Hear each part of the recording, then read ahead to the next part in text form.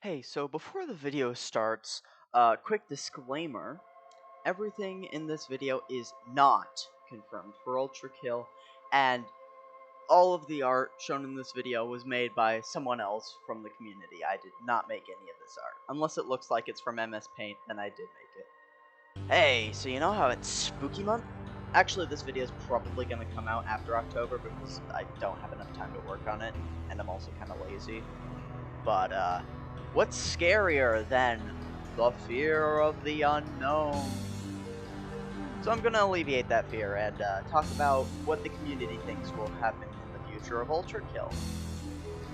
Yay! Also, don't forget to put in the comments what you think will happen in the future of Ultrakill, because remember, I read every single one of your guys' comments. As you know, Ultrakill is still in early access, and to say the least, there are a lot of things that have not quite been released yet, and the community has taken it upon themselves to theorize on what is yet to come, and I'm going to be going over a bunch of these community-made ideas, as well as pitching in my own ideas, so without further ado, let's get into it. There will be segments to this video, different chapters. We'll start off with the violence there. Don't worry, there will be no spoilers. I'm not going to spoil anything here, so if you don't want spoilers, don't worry, you're fine. And then we'll continue on with some weapons, the fraud layer, treachery, then P-3, and a couple of extra other things. So there will be chapters to this video, so if you want to skip to a specific part, or if you want to skip one specific section, it should be on the video bar. You know what to do.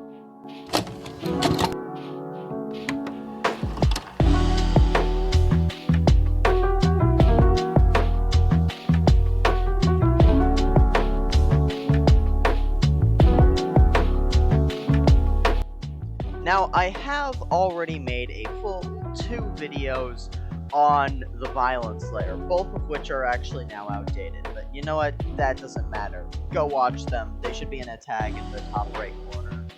So if you do want spoilers, go click them, but if you don't, I'll just quickly recap from both of those videos what I think will happen in the future of the violence layer. I think the Minotaur will be the mini-boss, 7-2 boss, for the violence layer, as in Dante's Inferno. The Minotaur guards the violence layer, so it would make sense that the Minotaur would be the boss for 7-2. I don't think that V2, V3, or another swords machine will be the boss for 7-4, however, I do think it will be some kind of robot. And I believe that 7-S will be a Tony Hawk style skateboarding level. Hopefully. I really hope. However, in those videos, I never actually mentioned the yellow arm. Which brings us into the...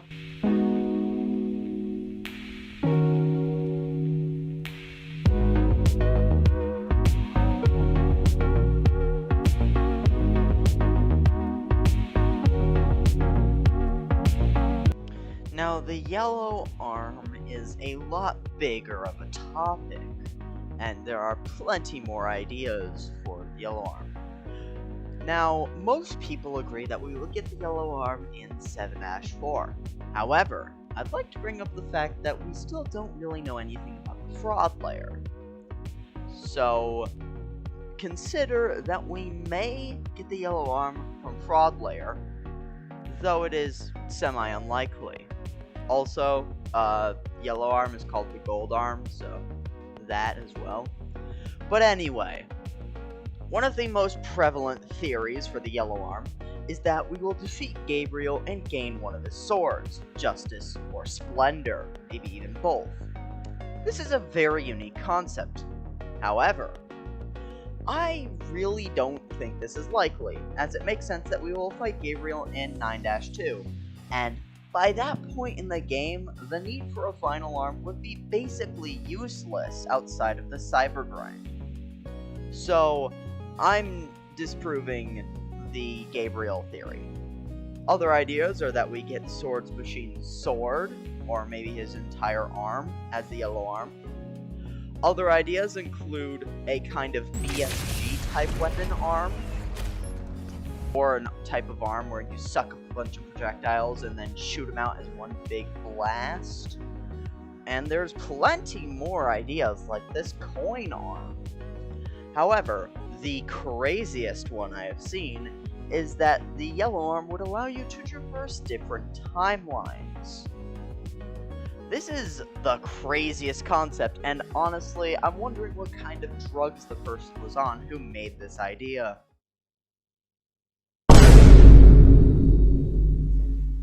Personally, though, my idea for the yellow arm is much more of a chainsaw arm. Kind of like the chainsaw leg from Turbo Overkill, or another weapon in Turbo Overkill that I will not spoil. This is personally my favorite idea, as it would be great to just saw your way through several fodder enemies at once.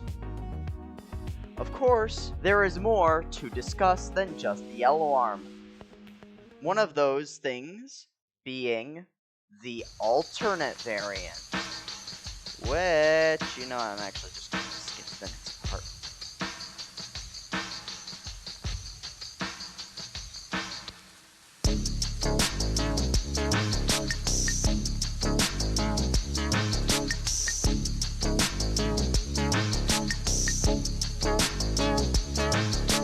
Now, the alternate variant is a lot harder to predict because there's really two possibilities. Either the shotgun, rail cannon, and rocket launcher all get variants, or only one of them gets an alternate variant.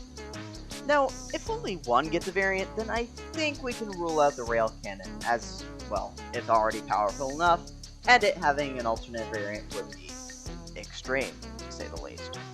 So it's either between the shotgun or the rocket launcher. Now, personally, I don't know which one will be picked. However, I have seen some ideas for both weapons. Kind of. First, the shotgun. The big real idea I've seen for an alternate variant is basically shorter spread but longer reload time. Imagine the Ultrakill shotgun, but it shoots slug rounds. As for the rocket launcher, I really didn't see that many ideas, so I made my own. Basically, the rocket launcher shoots multiple smaller rockets that move really fast, but they do less damage. I like this idea, however, it'd be really weird to have a rocket launcher for like 7 levels before we actually get an alternate variant.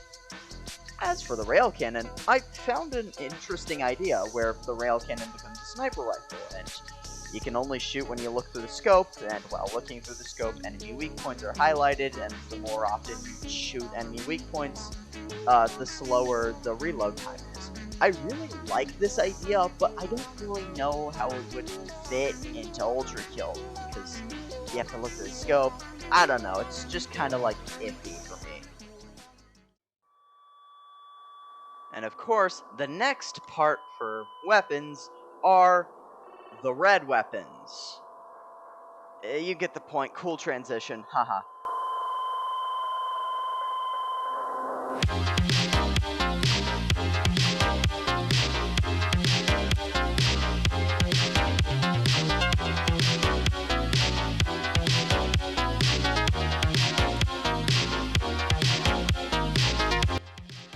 Now, after the sharpshooter was introduced, people have made a lot more red weapon variants, as, well, most people forget the screwdriver exists, so the Malrail acts more like the green rail cannon. And I have seen quite a few, but there's a catch. Basically, every single one of them revolves around landmines or mortars. Basically, here, let me go into MS Paint really quickly to give you the demonstration of what I mean. Alright, so guys, please don't judge me, because I am not an artist at all. You'll probably see here, because I'm making a V1 here. It's not going to be very detailed, because I'm just going to do this really fast. But basically what I'm trying to convey here is... Alright, let's just imagine really quickly that this is the shotgun.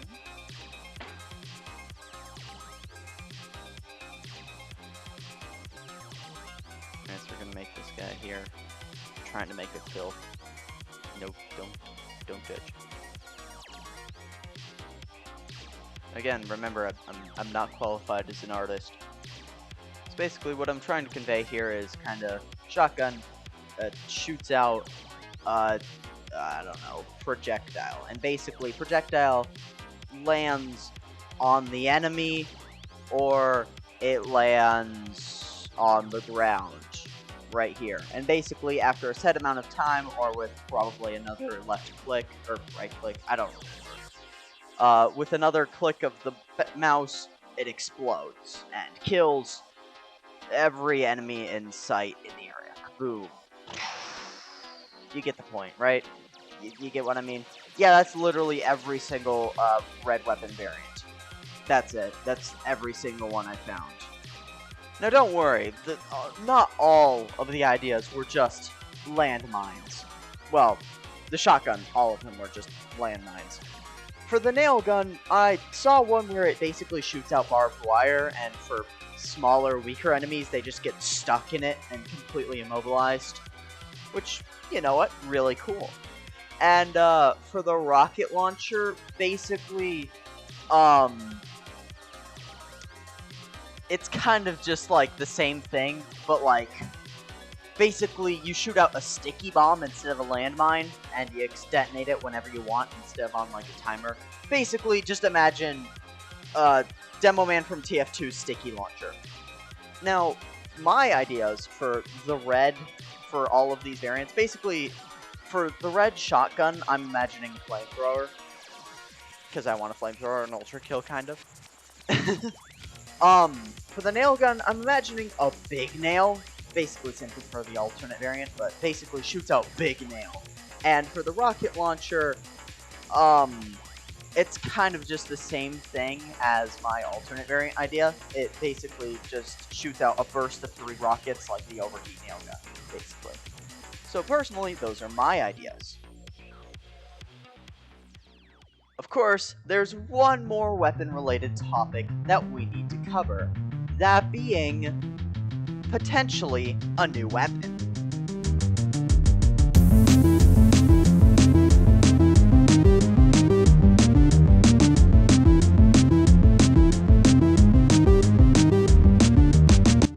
Now, there are definitely plenty of mods out there that introduce new weapons to Ultrakill, but from what I know, most of them are kind of just jokes, or not really seriously meant, like, not actual ideas for Ultrakill. There's really only 2 weapons that actually people would like to see in Ultrakill for a future weapon. Those being a melee sword or a flamethrower. Now, surprisingly, the melee sword actually has more depth to it as an idea than the flamethrower, because, well, it's kind of just a flamethrower. I mean, what do you expect? For the sword, I really found all 3 weapon variant ideas. Basically, you get to, like, throw the sword at an enemy, and it kind of spins or something. Another one where you basically get to block a bunch of projectiles, and you get to do a super attack after you block enough projectiles. Or the final sword weapon variant, where you basically get to do a quick attack. This is very unique, but personally, for me, if I'm gonna be honest, I don't think that a new weapon will be introduced to Ultrakill. It just doesn't seem... how do I put this? Plausible. As, well, sure, the rocket launcher recently came out in the Wrath layer. It'd be kind of weird to just, like, be dropped a weapon, say, in the middle of the fraud layer, right? Like, you got 1 layer left to go, and you're just dropped this new weapon. Sure, it might make sense in the violence layer, but really only if you get it within the first 2 levels.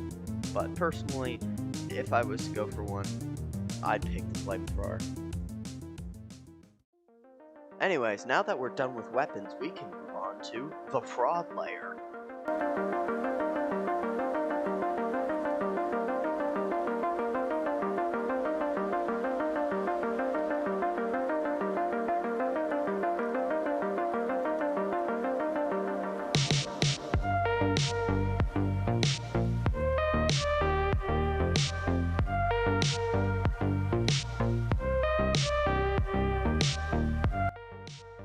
Now, the fraud layer is really interesting because, unlike the violence layer, we have absolutely no idea what's going to happen.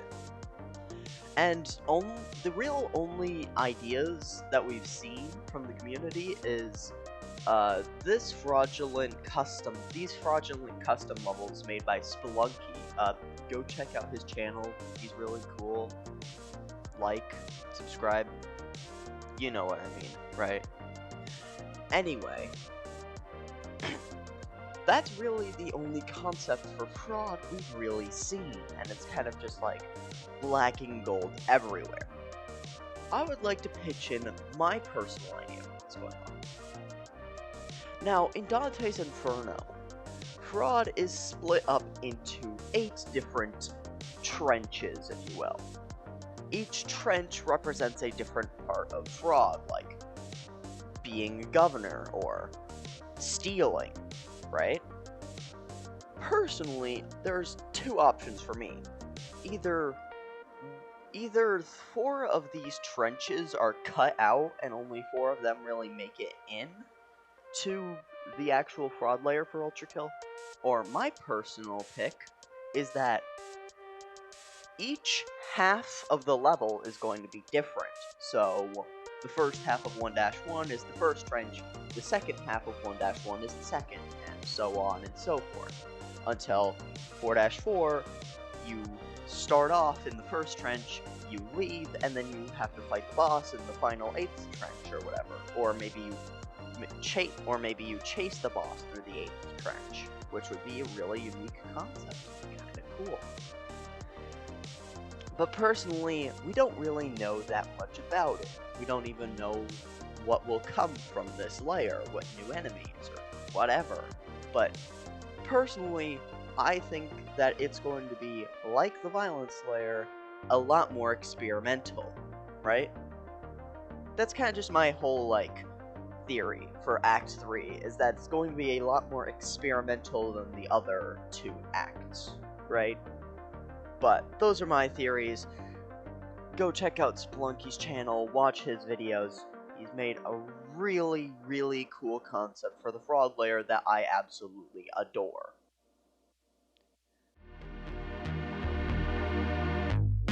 Speaking of which, let's move on to the Treachery layer.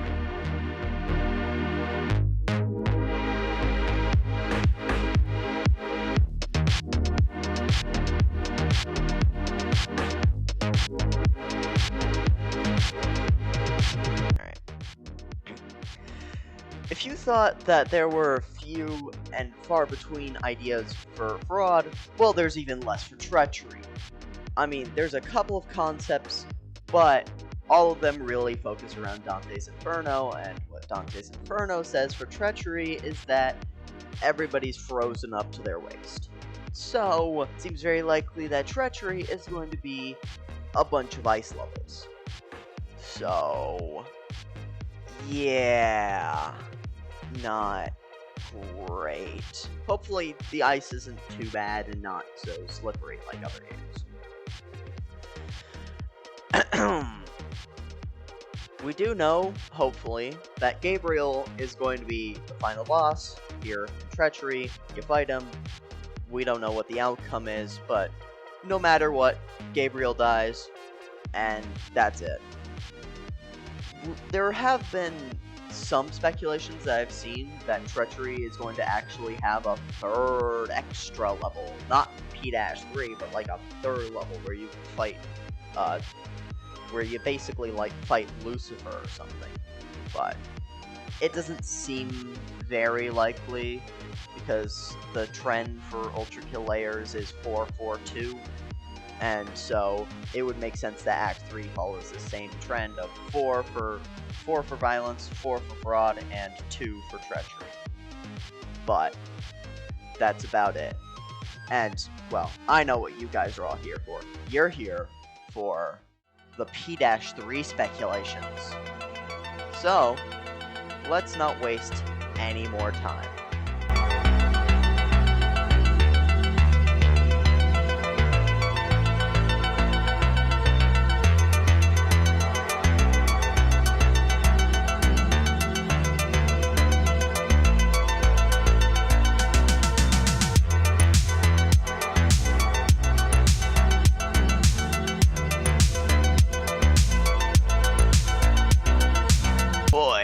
P-3. Yeah, this is the big one. This is where all of the ideas went. This is where the idea department put all of its focus into. So, yeah, P-3. Now, of course, when P-1 came out, most people were like, oh yeah, P-1. So, it's like the flesh, prison, and then a prime soul for every single one. P-2 completely broke that and basically said, nuh-uh, you're gonna have to fight through an entire level. And personally, I really like that, because honestly, if it was just walk through spooky corridor, go to boss inside of boss, that would be kind of lame. And the fact that P-2 did something completely different is absolutely astounding. And personally, for P-3, I think it's going to be a kind of P-2 situation, where there's going to be a lot of enemies, the hardest enemy encounters we will ever see in Ultrakill, and then followed up with some kind of flesh prison and our Prime Soul. Now, before I actually get to the Prime Soul himself, I really have seen some concepts for the prison, basically being like, oh, how about Flesh Tesseract, or oh, what about Flesh Sphere, what about Flesh Dimension, you know, all these things, Flesh Coffin, basically. And honestly, I'm not sure which of these concepts I like the most, because honestly, the last two were different prison designs, so I'm thinking that it would be kind of something similar to that, is like a different prison design or something, where we have like basically some prison and then you know what I mean, right? It's another prison design. But you really want to hear the focus of the actual Prime Souls. Now, I've gathered 9 of the best and personally my favorite ideas for the third Prime Soul. But I'll leave my 10th personal favorite pick for very last. So let's go through all of them. First up is Lucifer. Now, Lucifer is probably the biggest one out of all of these ideas. Everybody wants Lucifer to be the third Prime Soul. Now, I don't know where, but I heard that Hakita disconfirmed Lucifer being in Ultrakill, even though he's mentioned in the 5-S terminal. So, I don't really know what to make of that.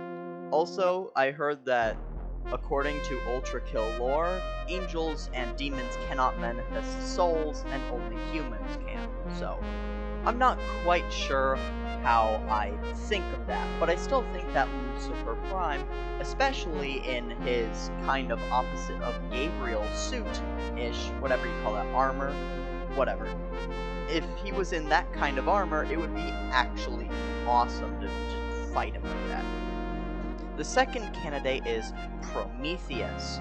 Now, Prometheus was a giant, and in Greek mythology, he basically gave humans fire, and also they would sacrifice the gods the lesser meat, and would be able to keep the better, actual good meat for themselves. And of course, Zeus and the other gods really hated this, and so they sentenced Prometheus to having his liver eaten out by a giant eagle, and it would regrow every night. This is a really interesting idea. However, the whole argument of angels and demons can't manifest souls, so what about titans, is interesting, and I don't really know how it would work, but I still think that Prometheus would be an amazing idea and candidate for P-3. The third is a Prime Machine. Now, I've seen this thrown around a lot, but personally, I think it's my least favorite, as it's kind of just lame, right? And also, machines don't have souls, so no, V2 Prime is not happening, guys. I'm sorry. Now we go on to probably the 3 most likely candidates: Brutus, Cassius, and Judas. Now, we could have Brutus and Cassius as kind of like a double Prime Soul, where like you fight both of them at once, kind of like Agony and Tundra or Angry and Rude, where you fight two of them at the same time, which would be definitely a way to step it up from P-2, is just have you fight two Prime Souls at once. So that would be really, really cool. And, you know, Judas, for portraying Jesus, he's like the most punished besides Lucifer himself. So all three of these candidates are very, very possible, as most people are like, oh, Minos was in the second layer, and Sisyphus was in the first layer of Act 2, and so it would make sense that the third layer of the third act would be where the third Prime Soul would come from, right? Which is, you know, a good point, but I also still think to keep an open mind. Consider all the options. And on that note, Jesus Prime. Of course, I'm pretty sure this is a joke, and not everybody really thinks that this should be the P-3 boss, because it was kind of just thrown out as a fan concept, and a lot of people picked it up and were like, yeah, Jesus Prime for Ultrakill, which I don't think that was really correct. We also have Atlas, you know, the guy who holds up the world. Yeah, him. He's a candidate. I mean, he's also a Titan, so, you know, it's kind of the same situation as Prometheus, you know, how does the whole Titan situation work with Ultrakill? I'm not quite sure, but honestly, it doesn't matter. I'd love to see all of these guys anyway. Now, my second to last pick, which is actually one of my new favorite most concepts, is Daedalus.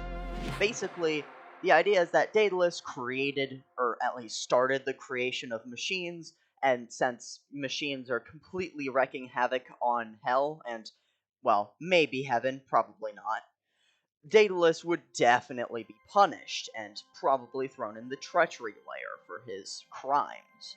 So I think that Daedalus is a very, very cool concept, and honestly, he's my number 2 pick. What's my number 1 pick? Well, it's, yeah, my personal pick for P-3 is Odysseus. I mean, really think about it. Minos and Sisyphus were both great Greek legends, and both of them were human. And who is the most, well, basically, most influential human that in Greek mythology? And no, I'm not talking about Hercules, although actually Hercules would be a really interesting concept. I'm talking about Odysseus. And honestly, having Odysseus as the third Prime Soul, personally for me, would just completely perfect the trio and be absolutely amazing. Because I don't think it's actually a trend, but Minos was kind of like your average human height. Sisyphus was like double the size of a regular human. So maybe the Prime Soul, like the Husk, increases in size depending on how influential they were. Which, if we're talking about that, then Odysseus would be like double the size of Sisyphus. Probably, maybe not as large, but you get the idea. It would be an absolutely colossal Prime Soul. So, personally, for me, I'm picking Odysseus. Though I still have no idea who's going to be picked, and I have been losing some faith because of Daedalus and the absolutely epic idea, I'm still going to hold firm with my pick. Of course, there's a little bit more to talk about, which brings us into the extras category.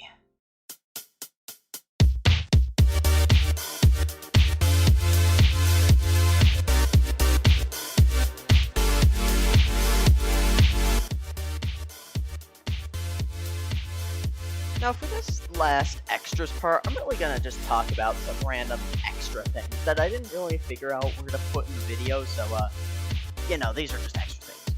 First up, achievements. Achievements have been confirmed for Ultrakill, but they will only be coming out once Ultrakill is fully finished, which every time I think about that, I just get really sad because I realize that Ultrakill is eventually gonna stop getting updates. Just like every single other game.